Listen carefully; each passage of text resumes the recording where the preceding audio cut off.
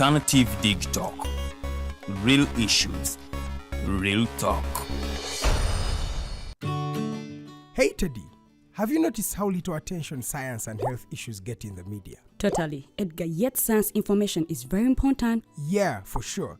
That's why the Health Journalists Network is here. How can they help? They are a group of journalists dedicated to advancing public understanding of healthcare issues through impactful reporting on health and science. Oh, really? Yes, they meet up every month with scientists and researchers, policymakers, and activists at the science media cafes.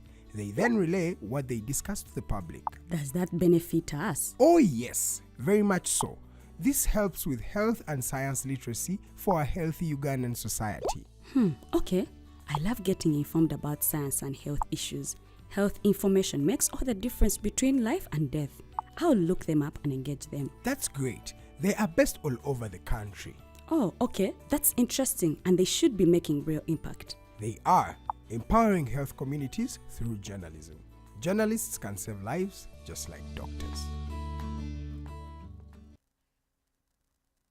At first, we hit your gadgets with our state-of-the-art digitalized mobile studio with the debate on the road behind the wheels.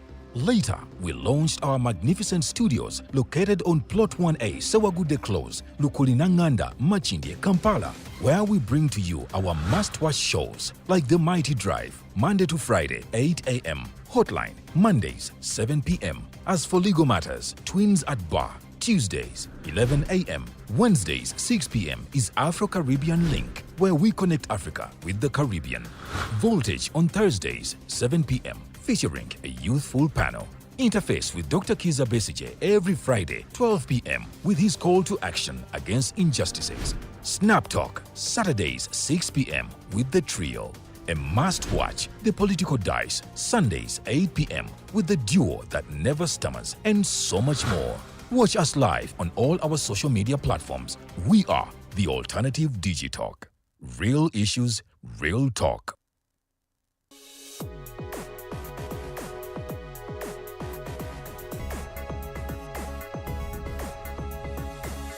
The Alternative Dig Talk. Real issues, real talk.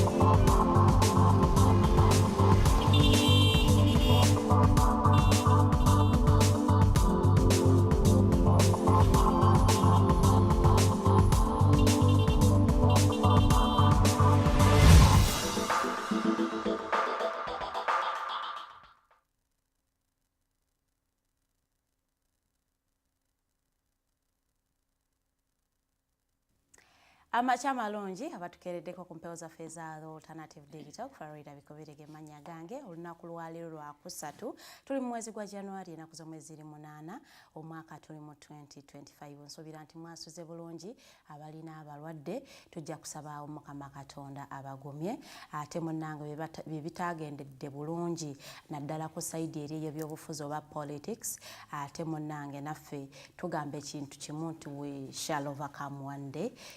Osanga arrest ya council oba Munnamateeka Eron yalesewo discussions nyingi nnyo abantu nga bakubaganya ebirowoozo weewaawo waliwo abakirabye nti yes conduct ye ebadde mbi nnyo era abadde asaana okubanga ate convictingibwa but the question would still be is 9 months fair for contempt of court. So olunaku lwaleero tutudde mu studios n'omukyala mulwanyirizi w'eddembe. She has been on the scene of activism for many years. Nze nkuze mulaba akola activism we. She's one of those women that inspired me to do politics. Like mulaba n'ogamba I think I can be like Nana. She has the voice. Taina gwatiririra when there is an injustice she will talk. Olunaku lwaleero I always feel very humbled nti nsobola okutuula naye ku table table yemu and we talk politics. So olunaku lwaleero tugenda kubanga ate twogera ensonga zaabo abalwanyirizi b'eddembe. Do you think bakoze ekimala era kino kibalekawa? Because every arrest is always a message to the activists aba bali mu kulwanirira eddembe ly'abantu oba eddembe lyabwe. Mu studios ntuddemu n'omumbejja Luwede Lilian agenda kubanga ate atulamusaako, awo nno omugenyi waffe naye agenda kubanga ate atulamusaako. Ajja kubanga atukoleramu ku ka summary ka 2024 omwaka yagulaba atya mu nsonga z'ebyobufuzi. Awo nno tuyingire ekinyusi kyaffe ekya show ey'olunaku lwaleero. Mumbejja nsuubira nti wasuze bulungi. Daba omeme batuyisizza bubi. Naye tujja tambulirawo twaba omanyi mbadde ngenda kwogera ekigambo twabamanyira nana abadde agenda kuŋŋamba bwebuzibu obwo temumanyira injustice tasobola kubanga osasudde amasannyalaze go kale n'osula mu kibululu. Tuli mu biseera bizibu nnyo, ababbi bangi, tosobola na kumanya ani ayingidde, naye ate nga bikubako amasannyalaze osobola okumanya nti ono ayingidde afaanana bw'ati ne bw'ati. So ndoza abaawumeme mubeeko kye mukola ku nsonga nga zino. Omuntu abenga asasudde amasannyalaze gate aleme kusula mu kibululu. Ebitundu ebimu insecurities we ziri mpitirivu nti bwe mutasozaako masannyalaze ate obubbi bubeera bungi nnyo mu kitundu ekyo. So eno ekoli yange nga tutandika omwaka 2025. Nze omumbejja Luwede Lilian, mumbejja happy new year mukyala na Mwafrika. Ndowooza bukyala mwaka gutandika badde sirabikangako ku mpewo zino naye weewaawo olunaku lwaleero nange kakate omuzindaalo ngulina. Happy 2025 eri abalabi baffe abalungi abatambudde naffe olugendo luno. Mwebale nnyo mwebalire ddala kubeerangawo ate ne mugamba nti tujja kubaawo okusobola okulaba nti ensonga zino tuzitaanya bulungi, weewaawo n'okutambuza obubaka okubutuusa ku bantu abalala. Mukyala na Mwafrika mu studios ya Kalidde ddaka asogemu omuzindaalo asooka atulamuseeko tube nga tutandikiraawo butereevu. Nesiima nnyo for each time opportunity a chance okwogerako gye muli. Mbeebaza ba Digitalk okuba nti mweyongedde okuba nga muweereza wakati mu bugubi, wakati mu bizibu byonna ebiriwo eri journalism in particular. Mweyongedde okuba nga muweereza ate ng'empeereza yammwe essannya essira ku ddembe ly'obuntu n'ebigenda mu maaso mu ggwanga naddala ebinyigiriza abantu. Mbeebaza mwebale okuyingira omwaka omupya, mwebale kumalako 2024. Ogutaali mwaka mwangu gwalimu bingi n'abalabi baffe abayongedde mu maaso bagoberera. Tuba grateful nti mweyongera okugoberera ensonga oba oli awo ebaayo oli kyayiga mu buweereza bwammwe. Ndoza tutandikire mu kuyita mu oba ku batooki mu mwaka 2024 nga bw'ogunnyonnyodde nti tegwali mwangu. Byankizo ki ebyo ebyakwata omugamba omwaka ogwo? 2024 gwatandika ng'emyaka emirala, gwatandika nga abalwanyi baffe mu kisaawe ky'ebyobufuzi bawaga tegujja kuba kyekimu. Ne gutambula ne tugutambuza ne tulaba abayogera ennyo ebigambo ebyakwata ennyo abantu omubabiro buli bw'enguzi, corruption, mukulembeze ggwanga n'agyogerako neyogerwako. Omwaka twaguggula n'ebigambo nga corruption, homosexuals, tulabye abasanctioningiddwa. Gwalimu ebikuku ensonga ez'enkukunala nnyingi okukatiriza okubonerezebwa abamukwano gw'ebikukujju nekireetera abantu abamu okuweebwa ebibonerezo ebikakali amawanga gannaggwedda. Netulabamu corruption ekigambo nekyogerebwa nnyo. Twali awo omwaka ku muliraano Kenya abalenzi n'abaana abato omusaayi muto bayongereza ku kyali kyatandikibwa mu 2023. Nze 2023 awukadde awo Raila Odinga azze nga emyaka egiyisa amanyiddwa nga kingpin wa resistance Kenya. abaana abato baasituka ne bagamba baba kati gwe kati tuula tuzze corruption kakati mu mwaka 2024 mwe mwalabirwa ku muliraano Kenya ng'abaana abato bewandiyise Gen Z ng'ekigambo bwe kiri mu kukozesebwa kati baasitukiramu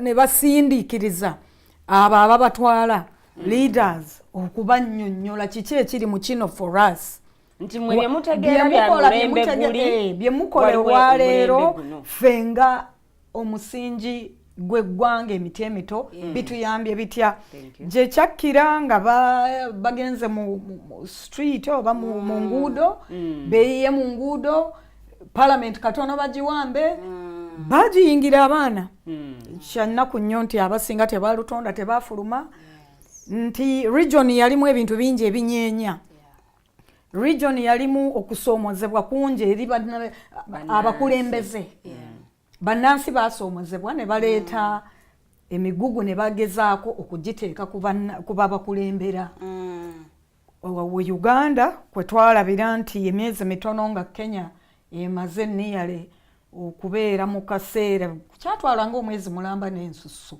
ng'abantu lunaku beeyiwa munda bizinesi ne tuziraba ne ziyiika supermarket ne baziyingira looting nayo nebaawo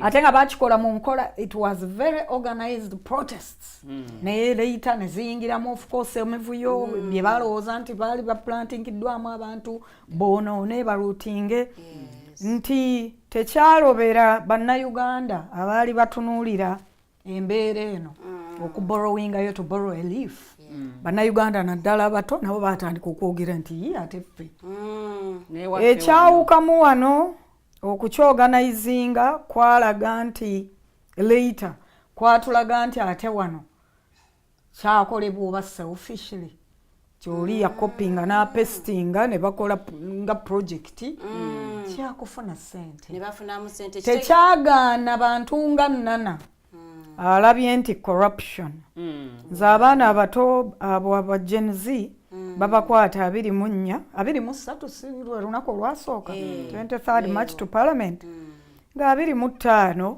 nalaba tweet ya mwami Mao protest erabika efulopinze nze nyinza okugamba nti it was my moment of decision nti no abato baboogera ku corruption lwaki bakwatibwa nenfungiza leesu yange ng'eri mu flag za Uganda nenfuluma publicly nange okwongera ku ddoboozi ly'abano ne tukwatibwa so 24 nze ebyavaayo ne bikukunala mu mind yange ng'omulwanyizi w'eddembe okukwatibwa kw'abavubuka n'abawala abo bannaalumanya ne basaalumanya mwalimu abaalumanya nti kyetuliko kiri kiti we are covered tukole kino which is continuing basaalumanya nabo ne bajja be bano bewalaba leeta nga beebuuza ate kaakati tuyina bamanager abatusalirawo kyetukola kwegamba nti ekyayawuka ku Kenya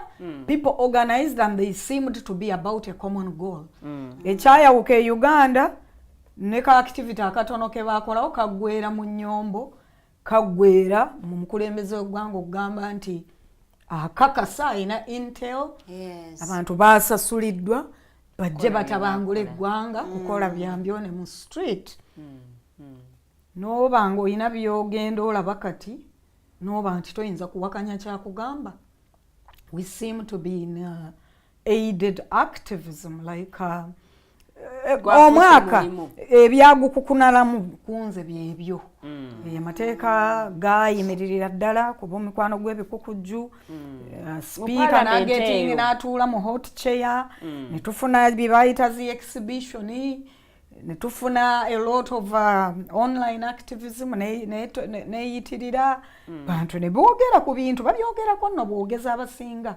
action ebadde ekyali ntono corruption n'emboozi ezeekuusa ku corruption zetwagula nazo omwaka era zezaguggala kwegamba bw'otunuulira omwaka 2024 ensonga ya corruption ye dominating mu stories ezisinga zonna but according to you don't you think nti omwaka guno gwongedde okufungula ebimu ku ebyo bibadde byakwekebwa bannayuganda nti amaaso g'abannayuganda gadde tegafokasinga nnyo ku ebyo naye byavaayo oba oli awo kati nabo batandise okubiwa amatu kituufu ddala kubanga nze for the very first time era mu mwaka omwo mwe twafunira big figures baminisita nga balinnyisibwa ebbaasi okugenda wa eruzira akaseera nze kennasibwa nze ng'omulwanyizi w'eddembe komera twalirimu ne bamukyala Geraldine Sali naye nga of course bali mu side endala ekomera waliyo MP awo omuwala Masakao waliwo eruzira ku side y'abaami waliyo abaami yes nti government nayo yagezaako okugamba nti okulaga ku bantu nti tuli nammwe mu kyemwogera tuli nammwe naye ate nti ekyabeewuunyisa ne babawa bbeeyi bonna ne bafuluma era na buli kati n'emisango nnyinza okubuuza olina update ku misango egyo eri very recent mulamuzi yasooka n'atugamba awo mukatusooke tumalirizeewo gwone yakwatibwa era gijjagenderaawo nti bwe gigenderaawo nti emisango kati egiri standing egimanyiddwa pozi gyegyabo abeekalakaasa ku lwaki corruption naye bwe baali bakutte nti be bali suspects ba corruption nga tuyingira ensonga yaffe ey'olunaku lwaleero etuuziza wano mu mboozi yo ze n'oteekamu erinnya lya baba Raila Odinga wali e Kenya and we all know babadde ba mukwano nnyo ne Dr. Kizza Besigye ng'era ensonga eziba zigenda wanene e Uganda oba zigenda maaso e Kenya doctor will comment about it and we will all look for baba ye yayogedde ki surprisingly to many nti doctor bwe yakwatibwa ffenna twanoonya statement ya baba yatubula and one would wonder what could be the cause. Politics nze newankubadde siri politician era sinnayingira active politics mbadde mu kulwanirira eddembe ly'obuntu ate nga nakyo omwaka guno ncontemplatinga okugira nga ngannyuka amagye ag'emirembe nze mwentambulidde gaawukana kwatambulira mu politics nti nze nali nvudde ne nesimba ne ku bwa president yes baba Raila Odinga ne ba Gen Z bennyini ab'e Kenya abato bayina engeri kati ate gye batandise omulaba mu kifaananyi ekirala kaakati nenjagala obaga nti that's politics tali mu mukwano gwa nkalakkalira tali mu mulabe wa nkalakkalira omuntu akeera ku makya naye Raila nti ku ntandikwa y'ekisanja kya Ruto omwaka 2023 nze nataataaganyizibwako nali e Germany nga njagala kudda nga mpita Kenya na forcingibwa okukyusa ticket nzije butereevu Uganda olw'ebintu ebyali bigenda maaso e Kenya 2023 kisanja kya Ruto kyali kyakatandika round kitandika butandisi baba n'avaayo n'ateekawo resistance high cost of living akawunga kabafuukidde akawunga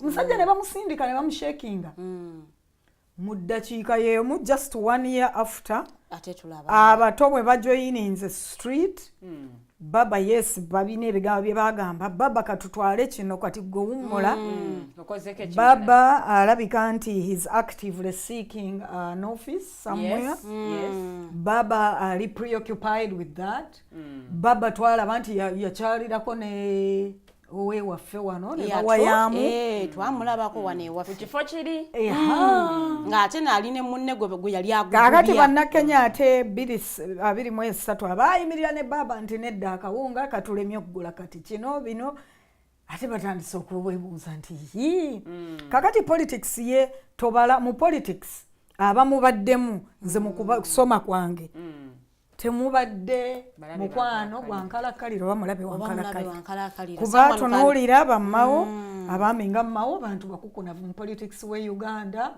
emyaka omala emeka enkya najja n'atuula ku mmeeza ne bano nti oba tuwugire politics alimu abantu avudde mu kibiina kino nadda mu kiri Raila toyinza kumunenya kinene this is a career politics wa Africa these are careers abantu bateekwa okufunamu emirimu bateekwa okusafeguarding emirimu egyo even if it means okusala eddiiro kyapai nadda wano nti bukyanga bakwata Kano Besigye Raila muno statement ye temugiraba does it surprise anybody Does it surprise anybody nti mukyala Karuwa ennyonyi erinnya ebigere azze wano enfunda eziwera basoose bamumye certificate kati agifunye so ebyo byebyobufuzi for you omuntu oyina okukisoma ne wana Uganda ebigenda mu maaso atuuka ekiseera n'asiikinga self okweyagaliza yekenyi n'agamba naye nkoledde eggwanga kati saawa eno it is for me. That is what is happening even here.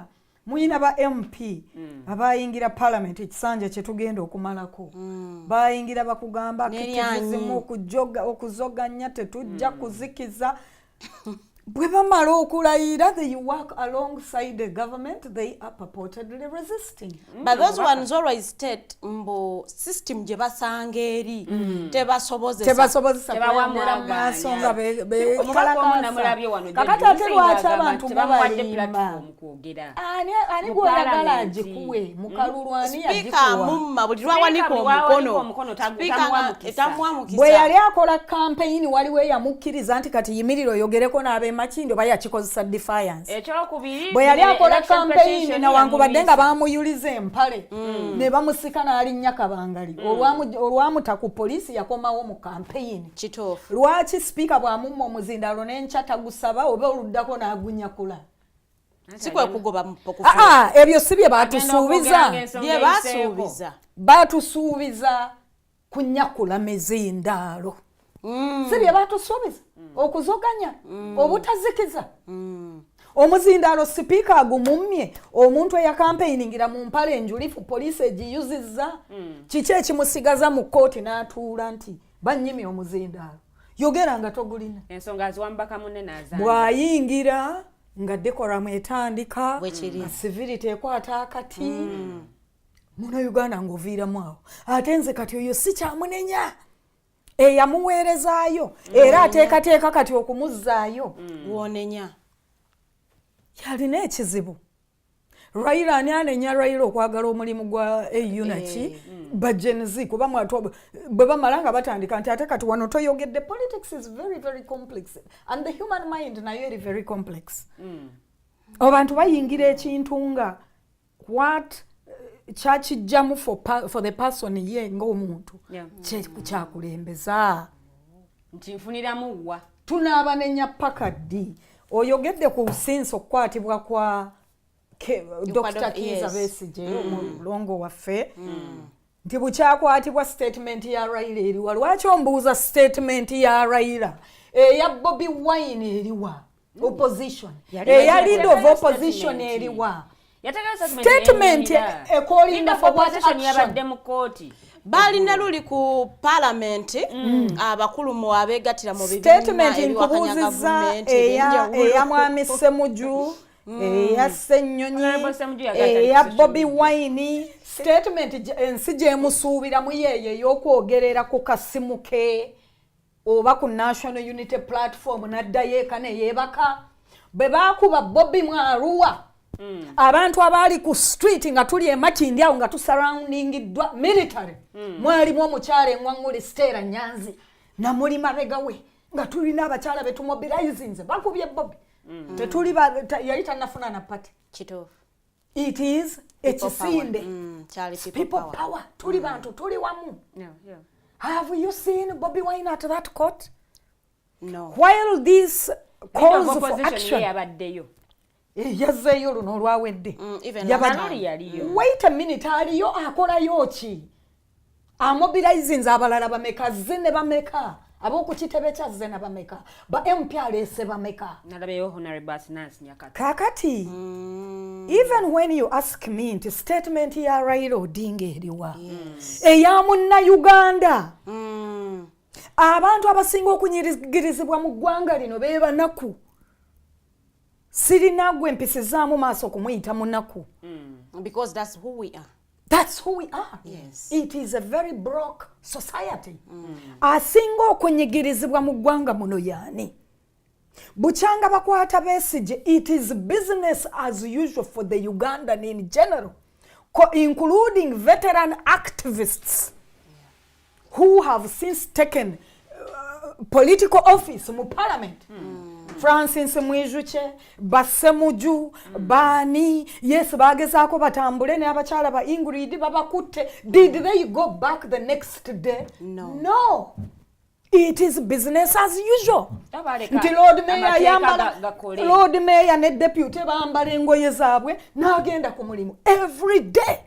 Nga the man that inspires them, the man they purport to be the baba of the revolution in Uganda, ali mu komera. It is business as usual for the veteran activists, for the lawyers in this country, for the judiciary, for former colonels and the army, for fellow military men like Besije, Ngabalaba Munabwe, a retired colonel, ali mu court martial. It is business as usual for them.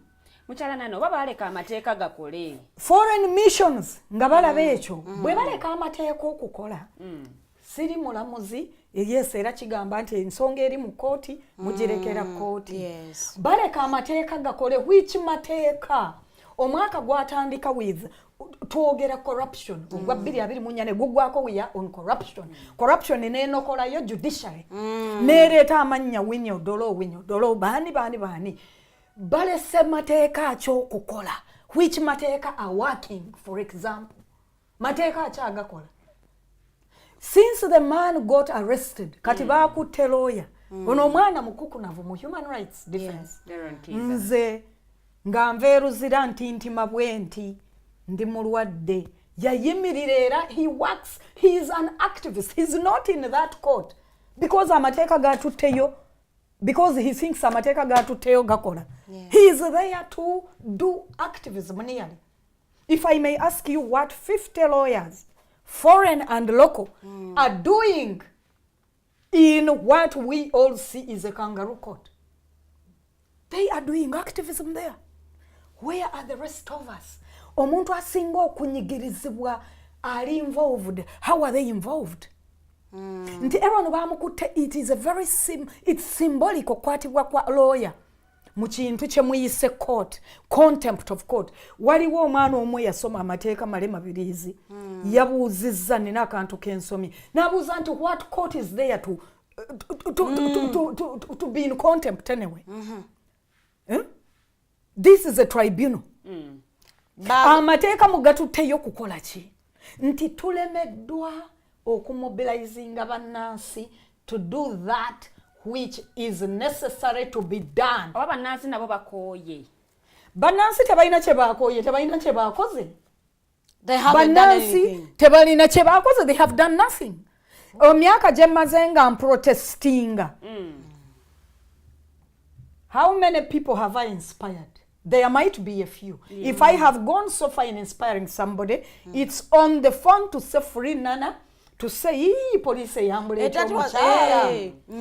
I inspired any people who will come, a woman that is not having any weapon but her truth, who will come and face state, tinjagala kulaba IGP, omwagazachi, human rights, police brutality. How many people, including MPs, have come face to face with the state and teaching, you know, this is enough? They are not there. So when you keep availing yourself the way I have done, or the way Eron Kiza is doing, you are doing nearly uninformed martyrdom. You are availing yourself for martyrdom. It is symbolic in Tichiza yawanisa omukono. Nayimba we shall overcome. Best Janamu hugging. Even a people that do not get inspired by that. What are we doing sacrificing ourselves for a foolish people? Lwaki enchankera nennenya mutabani w'omukulembeze who has clearly told us the truth. I want that chair after my father. But the people who purport into the father has been a dictator, the father has abused, has mismanaged, the father and his system have mismanaged because the father can't mismanage alone. The father has a judicial system. The father has a parliament. Aina masiga gatambula nago.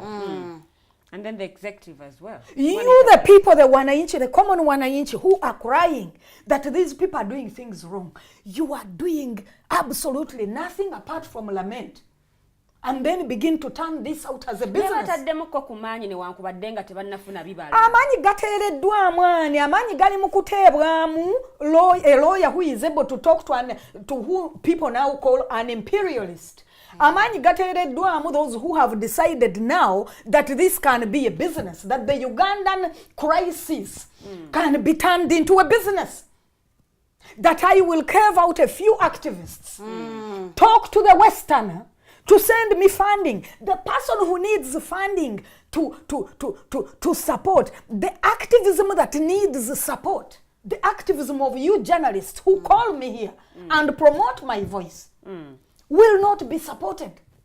The activism that will be supported is the organized boardroom activism of people who just bring Nana Bamukubye. We put a statement, we stand with her. How else are you standing with Nana if you are not refusing to go back to the courts when your fellow lawyer has been arrested? Yeah. What can lawyers do to save the situation of Eron? Lawyers must challenge this situation to save themselves. They are not saving anybody. Yeah. When we are being undressed in the street, who have I inspired? Baloya bano babbo balwanyisa statements z'amateeka. Statement enkola y'amateeka. Eron kyakola kirungi nnyo kituufu. The 50 others behind him. Martha Karua kyakola kituufu. We can no longer call it law as per se. It is activism. It is banging the tables. But with whom is Eron banging these tables? Just his fellow lawyers. Commoner. The commoner. Anyigirizibwa okusinga Eron oba Besigye. Ali mu kaduuka ke waliwo abakolera mu basement z'ebizimbe malls, fenna tuli mu malls mwenyiza omwo bw'olengera Nana nga yeekalakaasa omukuba nkokola sembera eri ogenda kundeetera akavuyo. Are those people worth fighting for? Nali eruzira n'enkyalira Mwami Besigye ne Rutale. Bwe twafuluma nali nfuluma gundi komera. Nawuliranga amaziga gankulukuta mu mutima. Namukyalira before Christmas. Nga outside of Ruzira, business is normal. That man is in cells that have 6 doors, 6 controls before you get to where he is. He is isolated with a few others. Nerutala and a few other prisoners. You come out and you tell the country that they do not have it in there. We do not have it in our culture to value fighters. And we will continue to pay like this. The family of Eron will pay now for 9 months if nothing happens, which is, it's very likely nothing will happen. That boy was challenging the system. Yali challenging abasekana alongside basamakadde. The challenge he was on yagitandika ne Mwami Erias Lukwago. Batwala malema birizi mu komera ne bamuwe myezi 18 na savinga. We never had anybody. We never saw any groups going to challenge or even visit him. The activism ekolebwa bwoba ofunye omukisa noba nti erinnya limanyikiddwako Nana baluya bajja kujja mu kooti. Oba baluwedde bajja people will come, you will have a bit of backup. But how sustainable is that you are the only activist that shows up? But Gen Z bavaayo okwekalakasa. Which other activists were there? Abali purporting okuba organizing, did they show up in the street? No. When the Gen Z were protesting in Kenya, when the Gen Zs were protesting in Kenya, but activists abakuku na vunga Mwangi, Boniface Mwangi, I've been at his house when I had some really hard laws here. Na kusika olimu na Uganda taina gundi relationship nawe. Oyina akaana kato bakuwala na kusika nti Nana. It's okay. For as long as you can stay in my house. Tachiri munti aina gwasabye sente Uganda. Ogwa mutima tatugulina. We do not value fighters. That is why it is business as usual. When Besigye is behind 6 controls enzigi mukaago kutuuka waali takkirizibwa yadde okwogera n'omusibe omulala atali mu kategori ye. Mukyala Nana, abactivist obakolinze out nti tebavuddeeyo. But abavaayo babasiba emyaka gigi ena. Bwe babasiba ena baali bavuddeyo nga bazze, it is alleged baali bazze mu street action simaba bateesa okwokya ebipiira. Bwe babasiba kabakulembera okujjako okulinnyanga ennyonyi okufuluma n'okudda nga bw'agamba abazungu mu 7 dictator. Abazungu bagamba balina missions wano, balina embassy wano. Abakozi mu zembase zino nze mbasulamu mpangaalira mu bitundu mwe basula. They are jogging in the street with their dog and their little children. You are in America telling them he's a dictator, he's killing us. The very people you are telling this have their representatives at Zambia. Ekitebe kya America ekikulu. They are building that base for nearly 5 years now. You are telling American taxpayers, you are telling a few brokers. They are also brokers seeking also to get a cash somewhere, sharing. You are telling them he is an unspeakable, despicable dictator. Can't you read between the lines that what you need is right where you come from, a one way? America, gundi, movie simanyani, documentary. Gogendo kujiraga has no clue, even some have no clue what part of the map Africa, Uganda is. Does that work? We've got to identify the projects, the ways, the activities that no longer serve as a purpose, and allow for change in tactics. Besigye bwa running for presidency emyaka wajinda bemeka, which now commoners abamusinga okubonabona use it against him. Mu myaka 2 yatukolera ki? Mu myaka 2 yatukolera ki? When he does that and learns and he gets experience that akalulu, it is impossible nti kasobola okusiguukulula kye tulimu. When he learns that and shares it, ne batoobe nga Kyagulanyi ne Ssenyonyi. What do they do with that? Katukukube pass, katife musaayi omuto. Bino byogera kubanga oweddeko empagala. They come and continue doing what he has been doing for the past 20 years. Osigala okyanenya Kyagulanyi ne Ssenyonyi, no. They must make money out of the crisis. Osigala okyanenya NGO egenze w'omuzungu n'esasamaza nti kino kiyitirivu. Bagezaako okusasamaza balina base mu Uganda. They have embassies. We have the EU in Uganda. We have American embassy. We have the British Council. Bogezaako okugenda eri mu meeting bakutege kamera osasamaze. They have the information. They have their people here being limousine around and chauffeured into their office and into their missions. The alarm you're trying to make makes no sense to them. The best you can get from that alarm making is brokers. Brokers between the US government and these organizations, Manya UN, Manya what, for money to keep moving from point A to point B to the very nice furnished office in Uganda. Hakuna kitu kya maana hapo. There is nothing you are doing. The arrest of Besigye, who is it concerning? Nobody. Who is calling for action? Tandikira kuba opposition banne. Odde ku activists. Odde ku muntu komona ku muntu wa wansi asinga okunyigirizibwa. Komona yetu mutayina kyakoze. Who seems involved? No one seems involved. Bwe bakwata Eron nyinza okukubalira essimu ezankubiddwa oba messages ennafunye. Because Eron, to begin with, we also have we nearly have a personal relationship because he is my lawyer. He has stood for me in courts. Pro bono lawyer. Okukwata kwa Eron, it is a sign. It is going to break all these young pro bono lawyers. Abajja mu court. Eron tewali amusasudde, but he is in court over Nana's issue. And he is passionate about it. But there will be an NGO with funding purporting to be in defense of human rights, doing absolutely nothing about this. If they do anything, it is incognito, doing it very behind the scenes. We can't be near that woman. That woman, she's confronting state. They can't. Who are the biggest perpetrators of the rights violations? It is government, it is state, it's the leadership we have.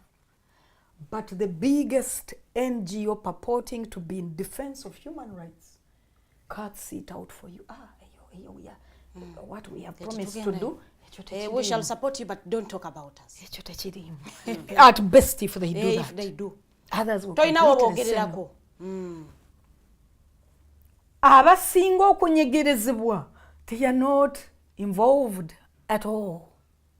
Ow'omukatale, farmer, owa pesticides eziri mu kulya obutonde, owa simanyani, tebakirimu. Either because tebasensitizingidwa, eyandibasensitizinze, agenze mu America n'asaba funding, alumbaganye embassy wano USAID simanani n'abasaba funding nti women matters, za women, za children, za women in markets, women in business, only stops in their air-conditioned offices. They are not doing the groundwork.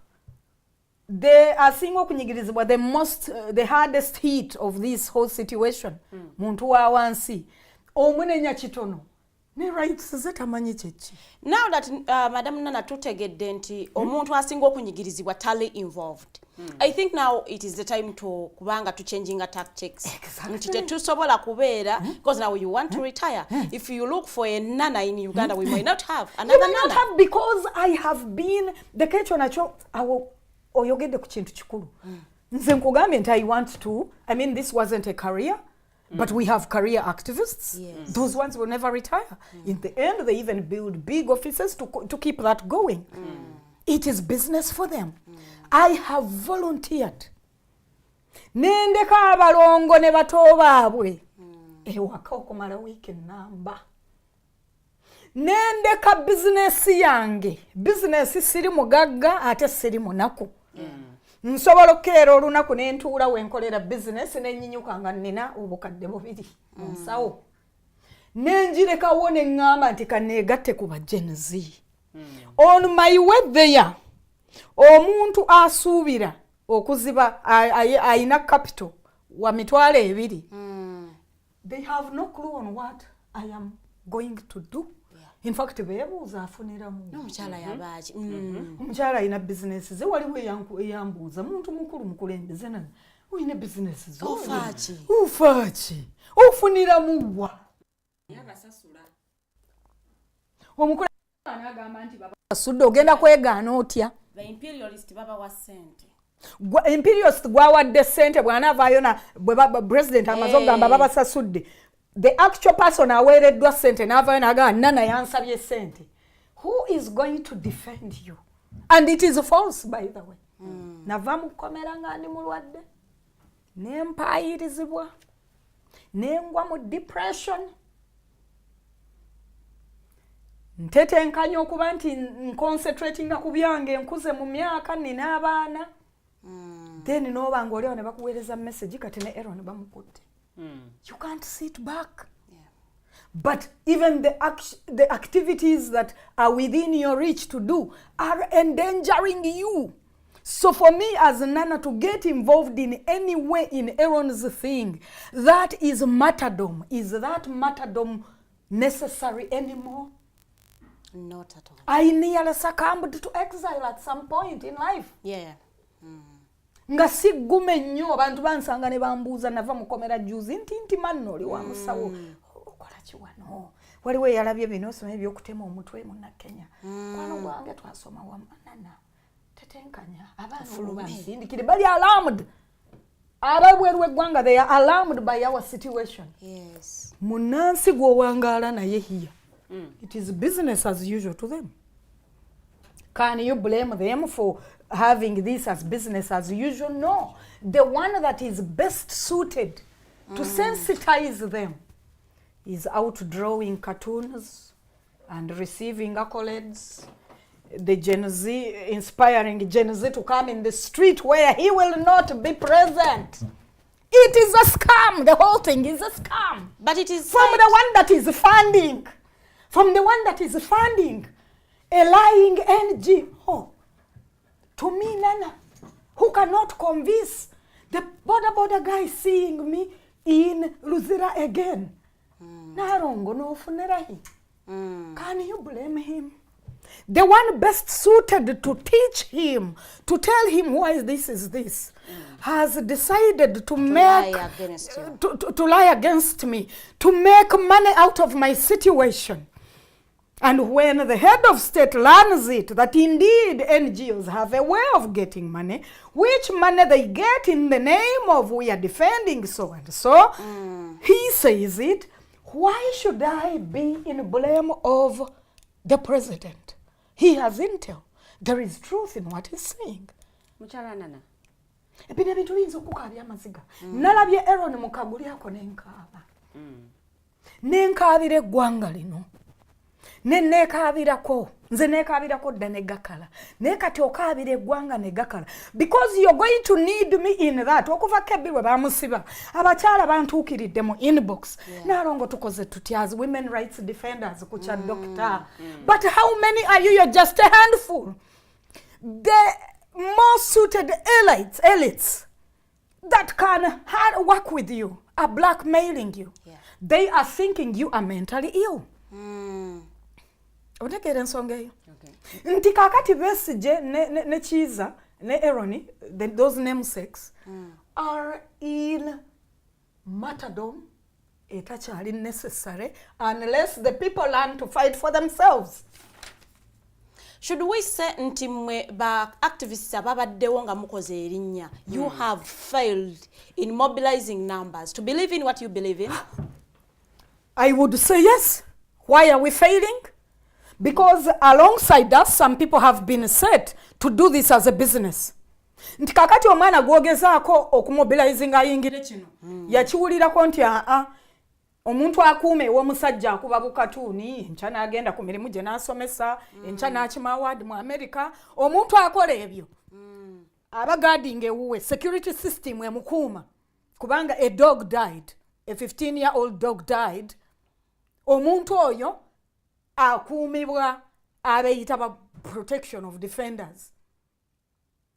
The defender in the street, omwana we Makerere, eyave Makerere n'afuna twava mu Luzira, n'afuna mental disturbance, obusente obwamutwala butabika, tuli mu kubukuŋŋaanya ffeffe nnyini abaakava mu Luzira.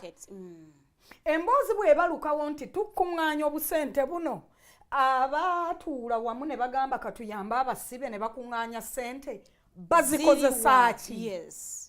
Protesters of Lakizale, Mumulabye Nalongo, bulijjali mu kya ssente. How can you sustain that? How do you convince omuwala omutonga gwe? Nzija ntya okugamba Nalongo najjibwamu n'abaana. N'okitegeera, n'okimanya n'empita mu bulumi n'embeera ku muggo n'embeera mu katebe, omwana wange n'abulako okufa. Nkugamba ntya nti naawe jangu, bring your beautiful face against mismanagement of state. How can I convince you in that? I can't. You've probably heard into what funded to do this. But I am volunteering. Bwavaayo omuzira kisa n'ajjayo amata. Abantu b'abalungi e Uganda mwebali. Not everybody is doing nothing. But usange eyo Nalongo mukola byetwagala okukola naye tetunnasobola. Kwata genda ogula amata g'abaana. N'akikugamba ng'ayagala nakukaaba. Bannayuganda abalina kye baagala okukola weebali. But we have a leadership crisis. You come out to lead. And unless you are paid, mulwanira wamu ate bebakulwana. Bebakulwanyisa. Mukyala Nana, wabaddewo efforts zonna ezammwe ba activists okutuula okumanya buli omu obusobozi bwe buli nti waliwo wa street, waliwo ajja kukozesa social media, waliwo ajja okuyita mu music, waliwo ajja okuyita oba mu kukuba ebifaananyi n'ebirala. No. Obuuzizza ekibuuzo kya nkizo. Nti meetings za human rights. Kankudrawingire scenario.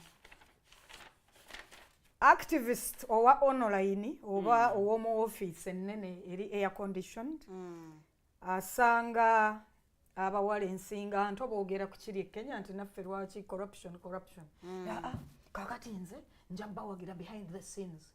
To begin with, ayagala kuwagira incognito. Kya protecting awo ki the inflow of support. Bw'abanga ddala they are about change, why should they support you incognito? Bw'amala okugamba ekyo n'akonvinsingamu abatonotono 10 abo ne bagenda mu street nga it is confirmed to them that they are covered. Family zaabwe zijja kulya. Bw'afunamu abo 10, the activists who I may say these days, most of the people coming out now, they are working with young people that they have manipulated. This is like aided, this is like a premeditated move. This is not somebody's conviction entirely. Nti okunyigirizibwa kumulesa mu street. It is somebody confused them behind pushing them. Ayongereza ku the small degree of their own conviction. Chala mugende baloya bajja kubaawo sente za bail weziri temujja kulwayo. Eyo group eye10 bwevaayo ababa bagyekasseeko 30 abatali mu group eyo bwe bafuluma ne balani bwe mufuluma mwenna ono bw'aba alwadde bannana mmwe muyina okwesonda mmwe mwennyini bano aba wakati ne bamuyita mu ka meeting ne bamuwa ne award immediately. What are they doing? They are promoting this formation of theirs, their project. They are not promoting conviction y'abaana bano nti 30 abajja nga tekiri mu nteeseganya. They feel deflated. They learn of this one, it's arranged. This one within 2 weeks has been called for an award. What is that going to do to the mind of Oneyajja Kululwe? Have there been meetings of activists okutegeeragana nti nze nja kukuba katoni nze nja? No, never. Why? Have there been meetings between the one purporting to defend the defender or the street protector? Never. They protect you on their own terms. They sit somewhere, they decide what you may need. That's if they do that. They decide how many people even need that help to start with. Has there been such a thing? Never.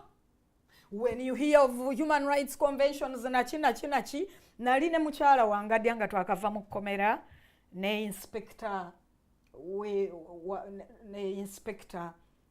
waabwe nga mmaze okwogera ku mbeera gye nasanga mu makomera ne njogerako eri Human Rights Commission. Mukyala wange adya bwe twanyumya ennyo. I remember her saying it, hearing what you have to say and looking at who has awards around and who the names and what you can't kakati abantu ne bavaayo ne bamunenya akole naani nti akola ekirabikako. They want to keep you as far as possible from enjogerezeganya ezibaawo. When conventions on rights on what are there, who is going to represent the online activists? Who has never touched base with the real issues. Abaava mu makomera simanya biki babagobye no ono bamugobeza Kayumba ono bamulabye ku TV bagobye bwe baavaayo ne boogera abannakyala abo naye abaami abo baakola bye bayita space kati. They called them off as protesters of luxury. Mwagala tubasasulire rent. It is very, very concerning. Why are you taking their pictures? What do you need them for? Why are you calling them for interviews? If you do not want to hear what's going on in their lives post-prison. Mbuuza nti waliwo any organization that has spoken to post-prison activists, Gen Zs. They called out the few they had manipulated to start with. And they hate this truth. And you say it, they use all tactics to taint you, the worst person. So, Eron Keys and Dr. Chebali Mukukola, is martyrdom that personally I no longer find impactful because the communities are going on with their own things. What do we need to do? That's the right question. Start working on change that works. Akalulu tekabakoledde. Akalulu waliwo abalinze kati abalinze nga balangiridde abasinga. Waliwo abalinze okusibwa naye ate kategeka akalulu amaze n'obagamba bbeero tewajja kuba bbeero. Yes. Omutabani we what he finds humorous mubira. Then public netikiza ekyo ajja mutema omutwe nti njagala nkukakasa nti ne bwe kyandibadde kisoboka nga ddala akitegeeza n'akeera ddala ennyindo n'agimusalako. Abali mu kutikkiza kati teri ajja kulinnyayo kuleeta naye ennyindo ye era bajja gimusalako yekka because ono naye talaze solidarity na banne bali ku groundi.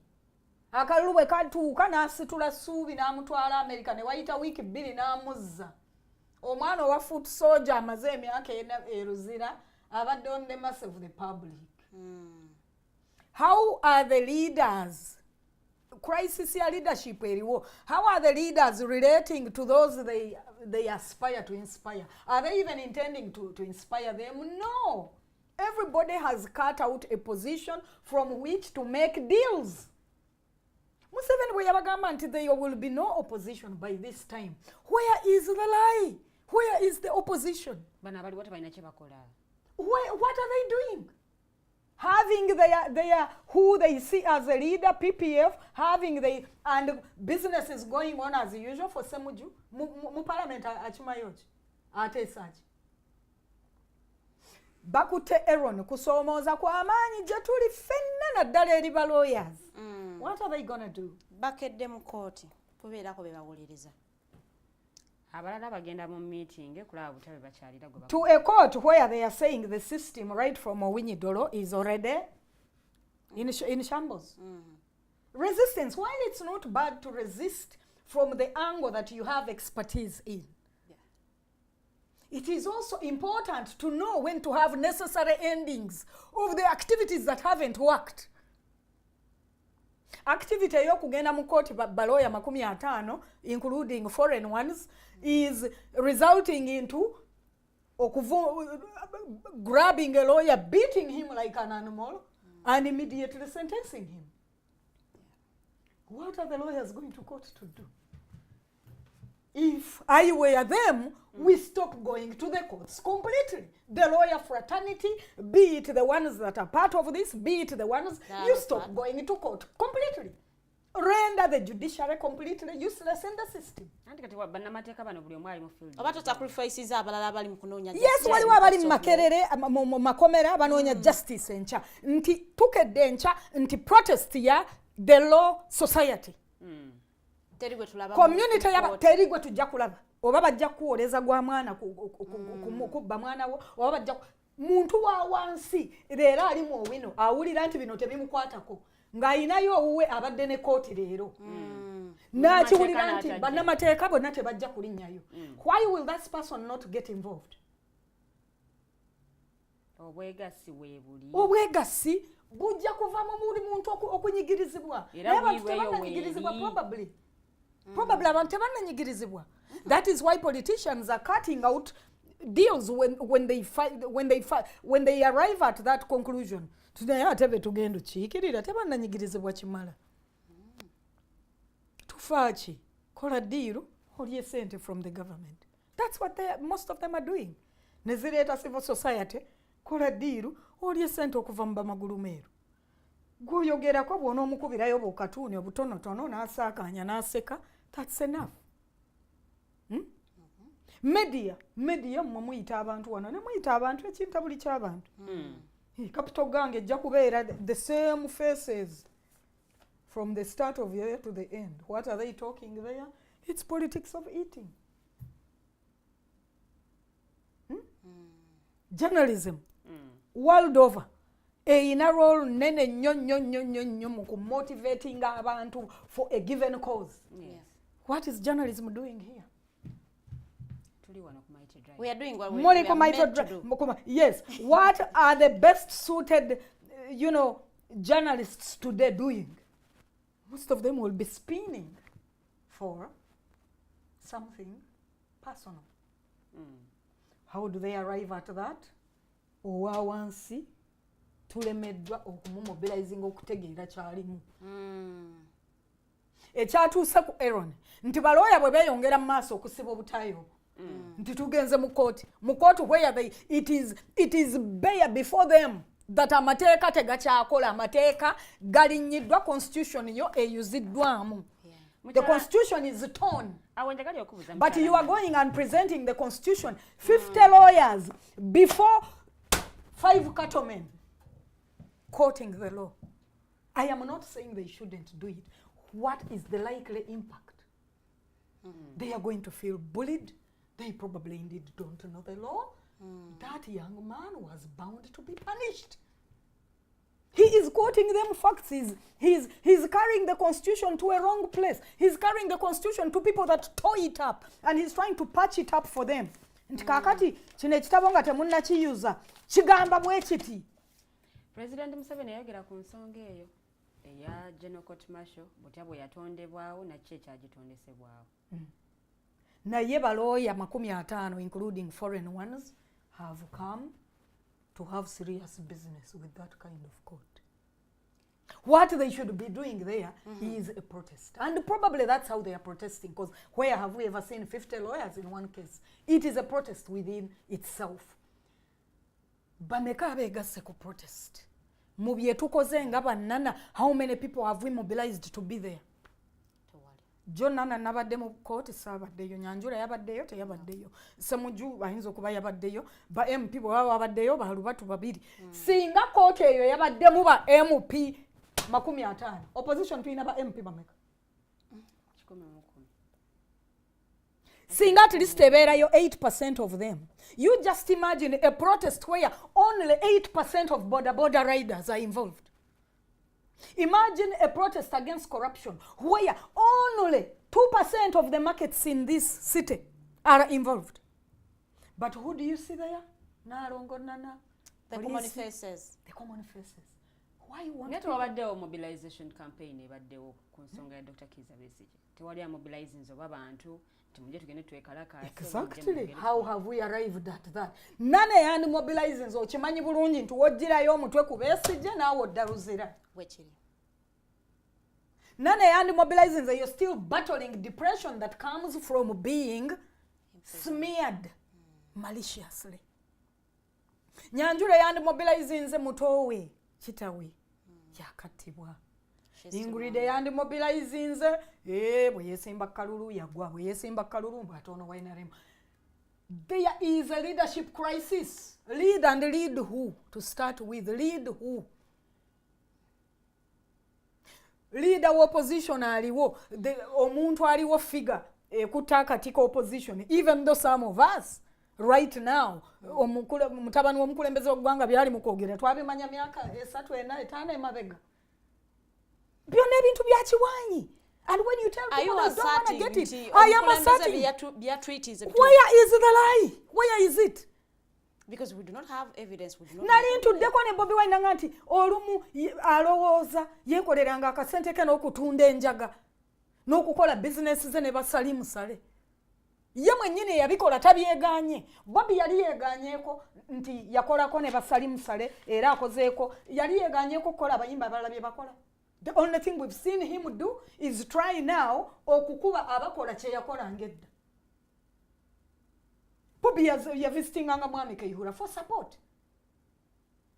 Ategedde ebyavaayo. Ategedde ebyavaayo akyuse. Atugambye nti he's leading. Tayagala kale byeyongerebwe bityo. Bw'amazo bitegeera. Akola nani okukola ebyo. Mbuulira ba activists bameka abakola hand in hand with Bobi Wine today. Me, I am blocked on his socials. So is Nyanzi. So is Smabani Bwakakwenza. Smabichi. I am not purporting we are the greatest of activists, but let me ask you, how many artists, okay, katugende mu field here, how many artists are really working with him for the word change?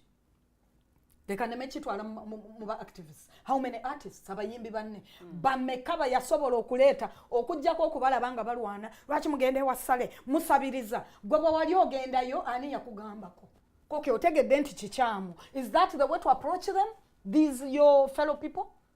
When you are going to represent what you're going to present, riba mweupe bayimbi bameka boolese nti ono twayimbanga wamu copyright law tukosa bweti ne bweti. You are going with your wife and the party, the few party abawuji bobusepiki bwa party. Nanti nabe riba muvuma bwe badda side eri. Lwaki bamuvuma? Ask yourself that. Should we then say that activism in So Uganda, everybody has failed everybody. Ugandans have failed themselves. Aba wansi bo oba nenyoolekamu sensitization ebuzo kunyigirizibwa bakulina. Emulaga agenda ye galadeteri. N'agenda n'encho musawo n'abanga taliyo. N'agenda encho musawo nga simusasule yeedimye. Abe makerere ne batandika semester, half of it abasomesa beedimye. But ayina kyayizeemu. Muzadde we ayina kyayigamu ateeka tuition makerere yandibadde obwerere ayina kyayizeemu omuzadde we tewali bwe bateeka nana ku zungululu ng'ayambulwa mu gundi naye bannange omukazi bano tebayiga kakati lwaki siyiga neneesega. Why don't I learn to see danger for what it really is? You are one little woman trying to push a container. Bino bi container mwe baleetere byamaguzi obimanyi. Bakikuteekeko luwedde okisindike mu mbejjo okisindike nti gwe okisindika weka. Bw'okisindikira eddakiika 3, don't you begin to think nti kino kyabwewusa? Omwami Bobi Wine yali mukwano gwange nga twogera mu socials even ne mu WhatsApp yampita nalumasi nga tannambulookinga. My critiquing of what actions we were about after promising the country we were going to, resist civil disobedience. Gatana blocking ebyo nga tukyayogera. Namutonolako mu mwenye ne mubuuza nti ba MP bolina. Are they really showing the public ababalonda kye babasuubiza? My sister, ebiseera bye ng'oli my sister naye kati omala ofuuka nalumansi. Nakuweereza embwa ku social media, the dogs that must back to protect ekinyama ekiriwo. Tebakutyoboola. We do not value fighters. Does it surprise you nti Raila simanya statement lwaki ombuuza eya Raila eya wano omuntu owa wansi statement eya muntu owa wansi eri luddawa? Statement eya munnamagye agalimu leero nga munnamagye ayinza okuba nga takkirizibwa akyasavinga. Statement ey'aba veteran ababaddewo aboogedde ku nsonga nga bwe zigenda obubi eriwa? Teriiwo. Wotayinza munenyeza. The kitchen is long, it's a lone kitchen. Nti efumbiro mwe tufumbira bino bye twandibadde tukola. Teri alimu omukka gukuttiramu bwemage. Nti munegana nga tanayiga kwerwanirirako. Nti nga tetunnayiga ku mobilizingagana kwerwanako. Tewali agenda tulwanira ya dog. We are just going to continue seeing matters. But Besigye amanyi how long they can jail Besigye. Kakati lawyer babadde omu mu lead. Bw'aba agenze myezi 9, who knows is Besigye, the way I know him, the way he loves people, the way he is. Era jo ye yagambye nti we cannot proceed nga tetunnamanya fate ya Eron. Uchimanyi nti singa teyakyogedde Lukwago and the rest may have, I don't know, I'm not calling it a given nti bwe bandigenze, but very likely bandiyongedde mu maaso.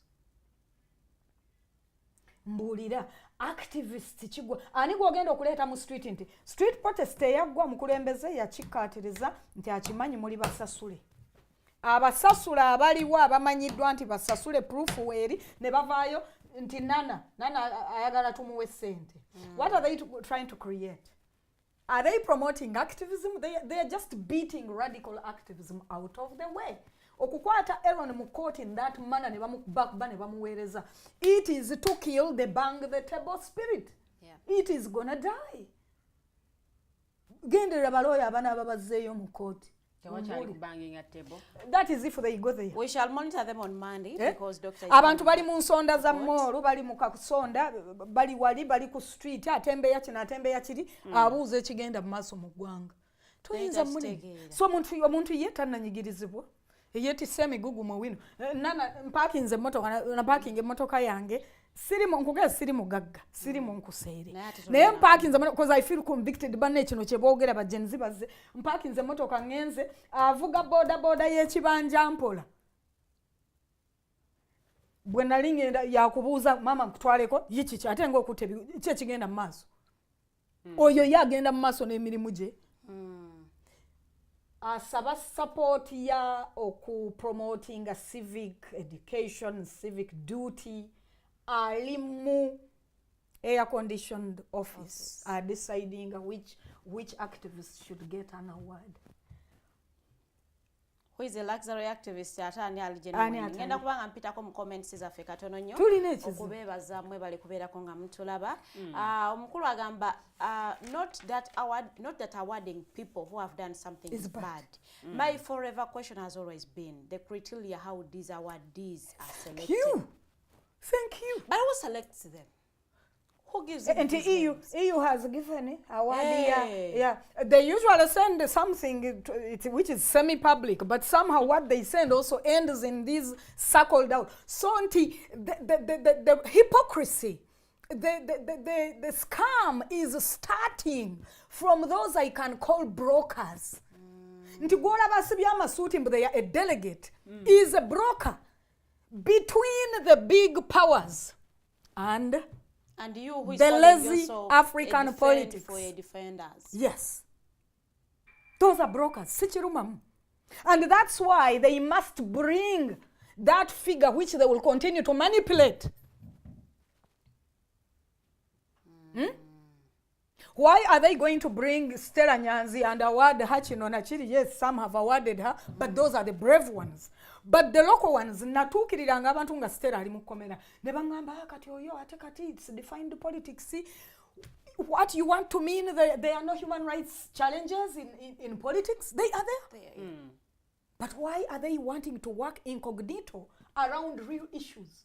Because they must protect a business between brokers, between themselves and the brokers in the West. Criterion bw'ogibuuza bannansi era abuuziza ekibuuzo kya nkizo. Eri luddawa nti kankuwa example ya match to parliament. Ate bwe nakyogera bwe nti olwalowooza nana yayagala award. Award ezange they've come to me fairly. My awards have come from the public, from you who awulira nti Nalongo bamusiba no John neyimirire. Award ezange mu butale oli n'akuwa ekiwagu kya Bogoya. Those are now the awards that are not, they are not adulterated. They are unlikely to puff me up to make me feel like if anybody else asks me of the accountability I ask the leaders from, I must insult them like people like Spire do. Have you seen what today's wannabe leaders in this who want to do it incognito? The only place they can appear publicly is at an international awarding platform. When it is here among the Gen Zs, they have told, for us, we are supporting you. They want to do it on a computer inside a closed bedroom. A bedroom protected by a fund. The European Union is in agreement with. The European Parliament is in agreement with a fund of defenders of rights. The Defenders Fund is protecting somebody who is less likely to be touched. Somebody who goes in and out of the country. Nobody has touched them. But they have also raised concerns of being trialed and their life being threatened. It is a scam. State knows where I live as Nana. State mudachi kenonga nina chenkoze banjagala. Do they need to first call China or anybody to call anywhere? Okunchi meru kuli wano? No.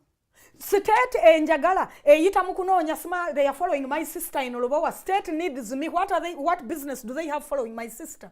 It is a scam. It is alarmist tactics. Twafulume komera n'enfulumira ku list mbuya bamane rondara. This list only came out of a group of people that purported to be about defending, helping us while we were in prison. They created the list. they created the list.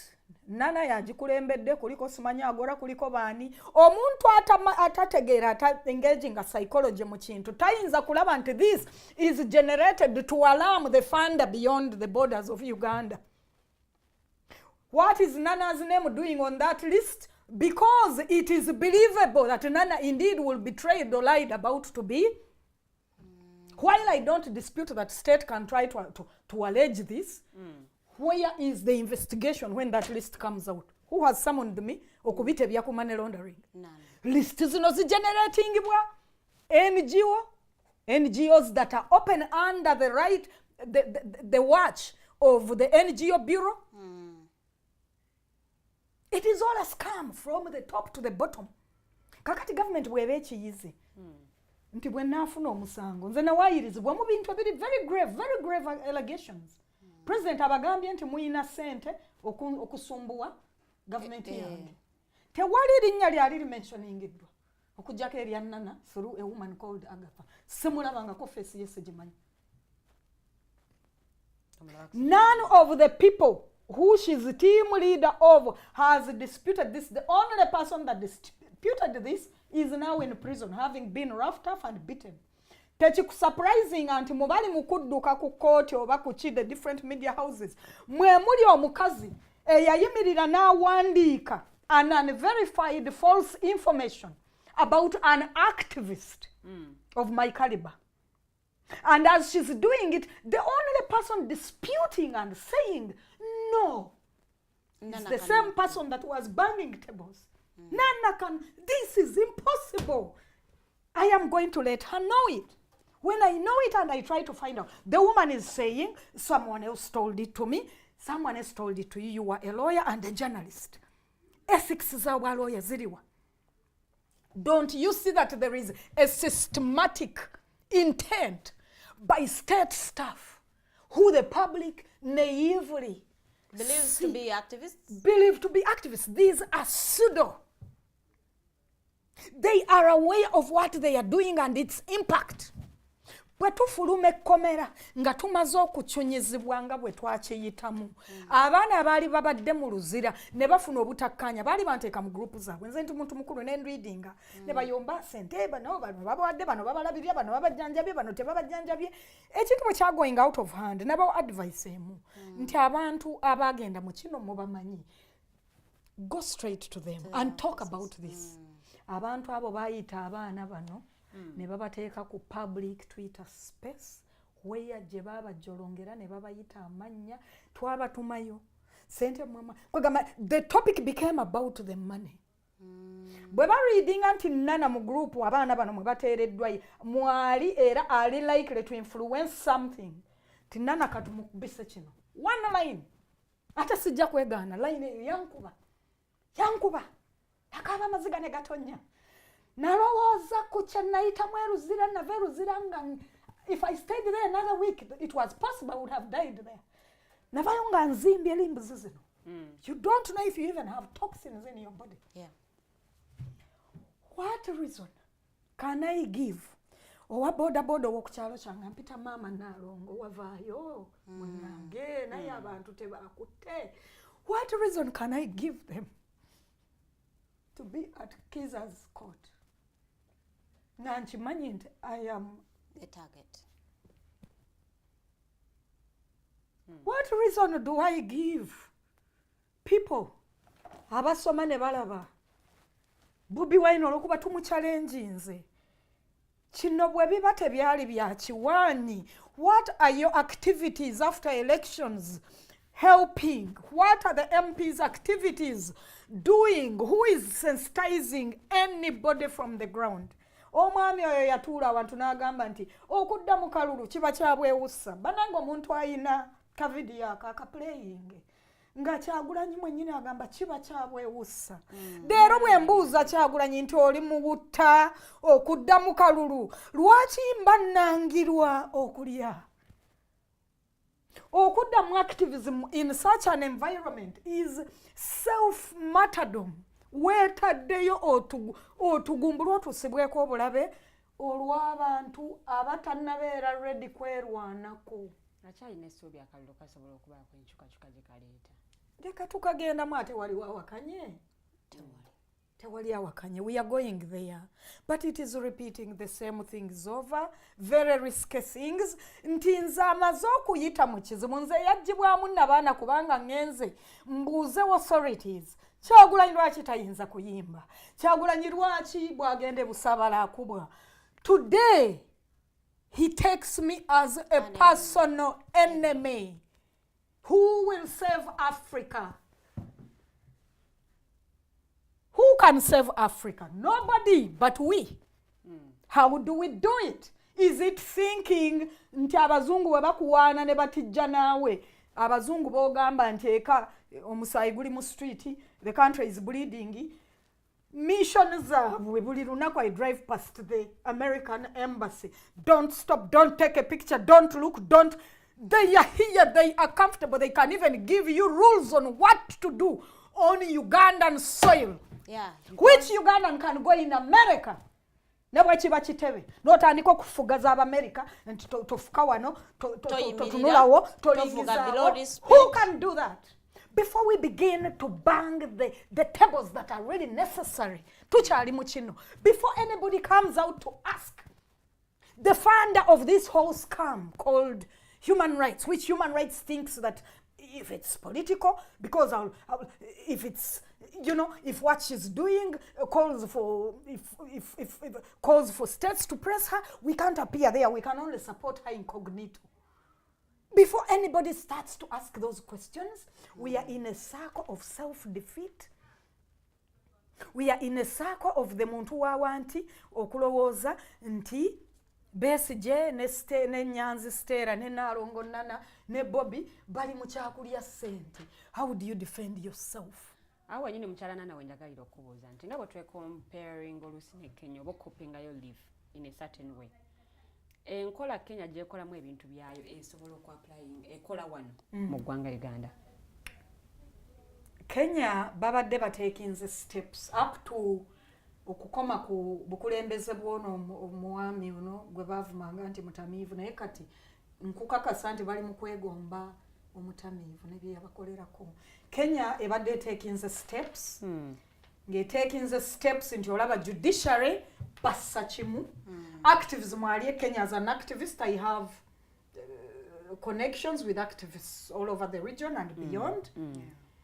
Bwe baba banaakola ekintu bakolera wamu, which is not the same in Uganda. Yes. Kenya twalaba even actual politicians babu nga balabiseeko in some parts of the demo. No matter how endangered they are as prominent figures, they are parts where they showed face. Uganda twalabayo bwana bwe tutamanyi mpozi kati NGO bwebeekalabye nekajjayo kugezaako kaproperingirako erinnya okusika the fund. It is a shame. Ebikolebwa Kenya tetunnasobola bituukako naye tebabijja ku maazi. We can get them. We can get there. The will eringa etaliiwo. Then by nature ndowooza tuli mu selfishness. Nze nkugamba nti ngenda mukomera ne nfuna more messages from Kenyan activists than Ugandan activists. Ofulume komera noba nti bannakenya abakucekinzeeko abala bacekinze ne ku baana bo nga the local activists have done nothing. I don't want this to look like I'm the one having a personal. Nchikuwanga example. Where can we, what steps can we take? Nti abeweeru be bakola n'ekisinga ekyaba wano okukuyamba ng'oli mu kizibu. Mu bannamateeka abagundiivu e Uganda ng'oggyeko bano Balukwago ne baani, Martha Karua ogenda osituka jeno, bameka who can be part of that court. Mawe yagamba nti agenze kuteesa transition. Bw'atuula ne mukulu munne Museveni ne bagamba tuyina we tulaga watakyasoboka kukola. Would it be so bad? Mujja kunoonya the leaders that were once available bababuli. Why? Because we have not valued sacrifices at all. Tewali akugenda nti mugende nga mutijjizanga muwaana Besigye naye bw'afuna ekizibu ng'ekyo ali mu kkooti y'amagye where is your say? Kale tukireke kooti ekigende mu maaso nakyo oba abamateeka nabo batandika okufufugazibwa okuyoolebwa okubwa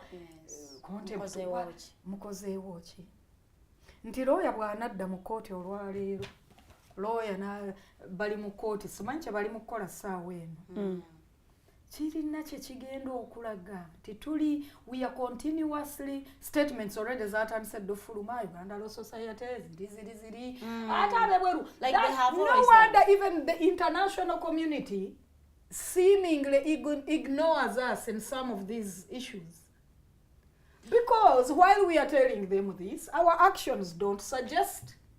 While we are telling them the country is bleeding, the dictatorship is killing us, our actions as the oppressed people under a dictatorship do not tally with what we are telling the Westerners. But also, East African community, what is it doing?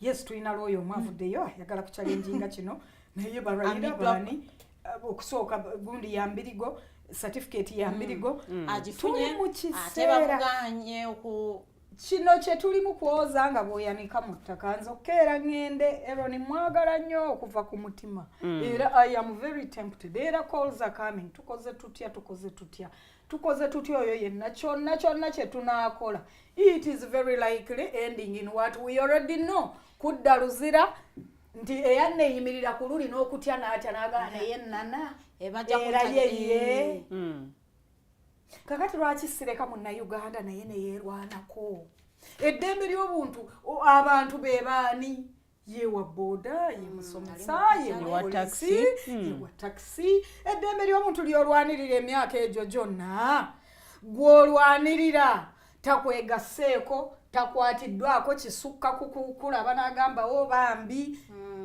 gwe akyongera mu maaso ng'okikola bw'otyo ng'era gw'ojjayo feesi bwaba okuyitibwa omwewussa ng'oyomba ndeteyo komenti ndowooza esembayo each one of us has different skills there are few people that can be all round players sadly those that are good at attracting numbers are busy online if we don't change our approach we will sink together. We are sinking together. We are there naye tetugenda mu kiseera kya kalulu oba kyali ekiseera kyakalulu twakitandiseeko kati bino ebigenda mu maaso olowooza tebirina impact which impact do they have ku results zetuyinza okufuna 2026 nakubuuza ekibuuzo nti mu military tribunal eyo kyeno okimanyi nti bagambye ogiyita tribunal nga kikusibya lweggulo kisibya olunaku lweggulo wabaddeyo abantu bameka luzira abantu babaddeyo bameka omuntu ateekuusa ku politics atali nga lukwago babaddeyo bameka babaganya okuyingira abamu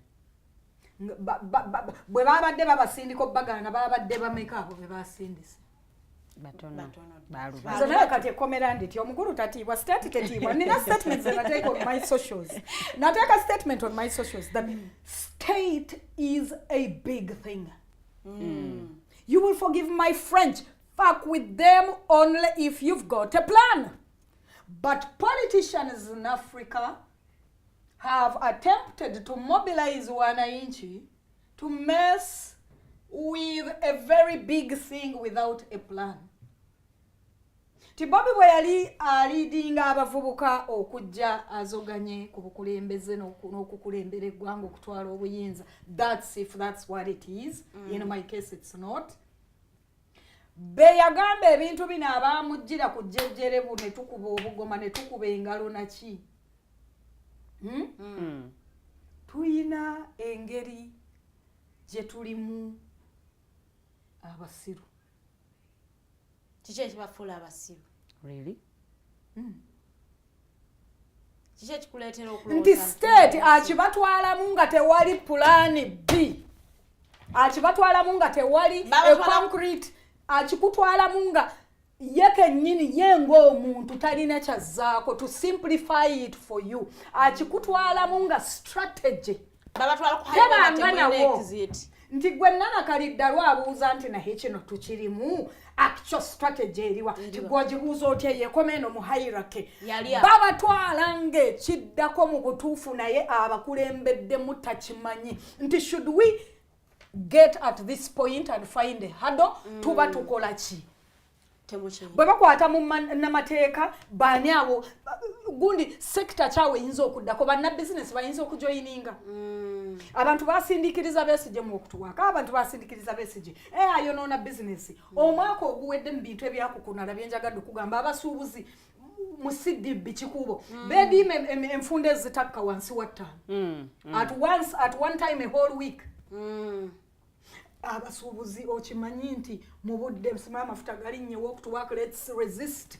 manya peaceful resistance abasuubuzi omanyi nti be baali very vocal mu kugaa nti Besigye abawonoonera business bwe bagenda okuggalawo amaduuka Besigye yagendayo n'abateerako ekkufulu nedda okukulemberwa abantu nga ne strategy naye tagirina twakulemberwa Kaiza Besigye akalulu obululu bukubwa ne kitayitamu n'agezaako okuyita abantu nti kino tekijja kukola bameka abaali bakiwuliriza bagamba ali selfish ali selfish kuba ye tekyamukolera kati fe abamusaayi omuto akati mwe mwalya ekiseera in 20 years era ebyo bakyabituvuma tuvumwa nze abantu banvumanga Agatha ataddeyo ebintu ebyantu banvuma agende mu PRE eri Sente naalongo nana nze ku bantu abali ku social media ani anzaala nti bwenkeera nga njagadde okukuba essimu because I have that influence bwenkeera nti njagadde kugenda kukola na PLU ani aŋŋaana era ekiseera kino wetulaga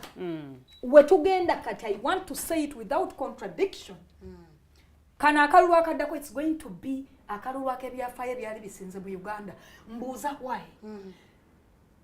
General Kainerugaba ne taata we they are going to continue to look like angels to a big number of people that are not saying anything on social media. Omuntu ayina faamu ya ayina kye yeekolera leero Masaka. Ayina enkoko omutwalo gw'enkoko. They don't care. Omuntu ayina emaali ye mu kikuuba. Talina ku social media obwo budde tabulina. Kituufu.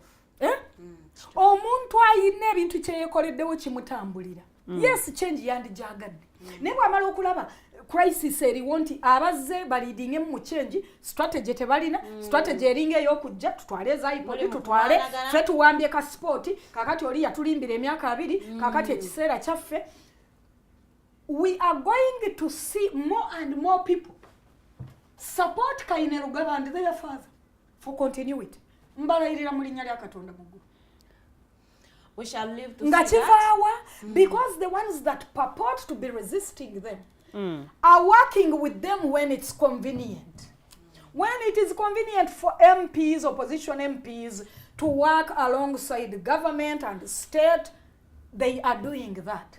When it is convenient for them to show the peak of resistance in campaigns, they do that. Nti mujja kwewuunya.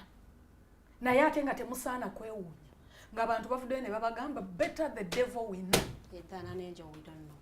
Toyanziza nnyo toyanziga atambudde naffe olunaku lwaleero nsuubira nti ofunyemu ekyokuyiga it is politics others call it politics unusual. Munnange ebigambo by'omukyala Madam Munnamateeka ndowooza mubiwulidde bulungi nnyo.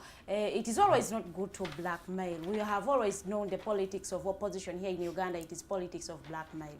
Naye tekiba kirungi nnyo naddala nga muyina ensonga gye mwagala okuggusa. Ajja kubanga ate tusiibulira wano olunaku lwaleero tujja munoonyako ebiseera ebijjako mu maaso. Abalabi baffe mwebalire ddala naye nfundikira nabubaka buno eri buli munnansi munnange.